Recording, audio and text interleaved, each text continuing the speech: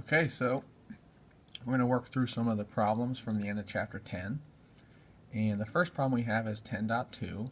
We're going to look at a motor that has 10 poles. And so the question we're asking is, what's the synchronous speed if that motor is connected to a 60 Hertz system, or what's the synchronous speed if it's connected to a 400 Hertz system? If you recall, the synchronous speed is the speed at which the magnetic field is rotating inside the motor.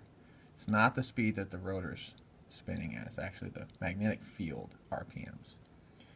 So if we look at synchronous speed for a 60 Hertz system, we recall that we have an equation that NS equals 120, that's just a constant, times our frequency, divided by our number of poles.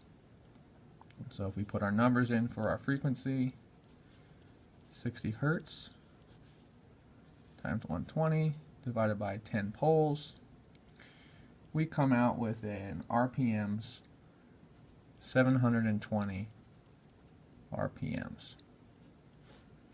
So that's a pretty straightforward equation. Just got to plug the numbers in. If we want to look at the speed, if we would connect this to a 400 Hertz system,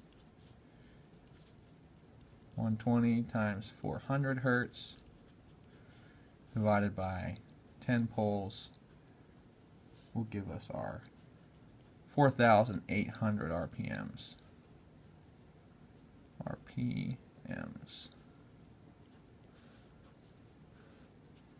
So the 120 is just a constant, and our frequency and our poles are the variables we can put into that equation.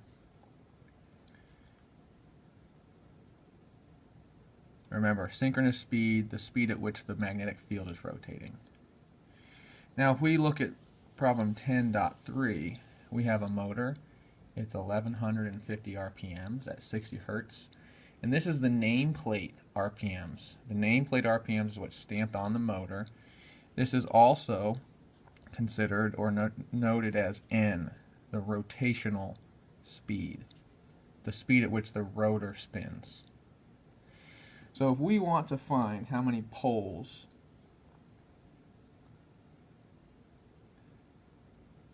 that this motor has, we have two options.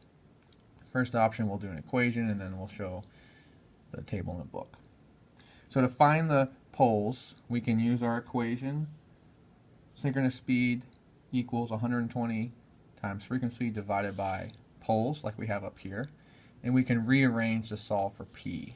So we've rearranged to solve for P. We have 120 times frequency divided by synchronous speed.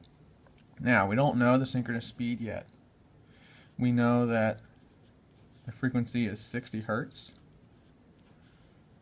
but we don't know what our NS is. We can find NS. We can say our synchronous speed is equal to our rotational speed divided by 1 minus our slip percentage divided by 100. And so this is just a relationship that we have between synchronous speed, rotational speed. And if we're at full load, we can assume that the S is going to be 4.2%. So that's the rule of thumb.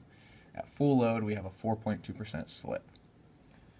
So if we take that assumption, we can fill in this equation. We have our 1150 RPMs rotational speed, we have our 1 minus our 4.2% divided by 100, and we would just type that into the calculator as 4.2.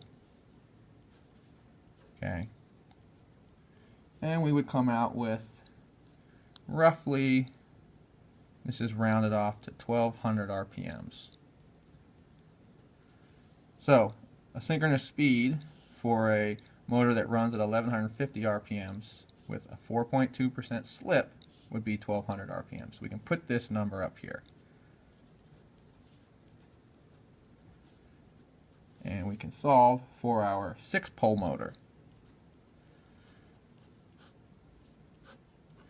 So this motor would have 6 poles given those specs. Okay. The other thing that we can do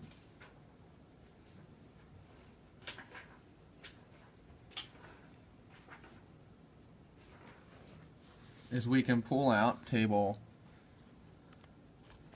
10.1.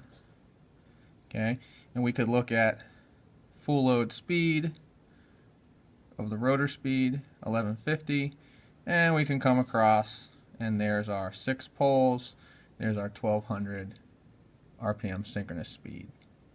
Okay, so using the equation was how we could build this table. We could also just take the numbers from the table.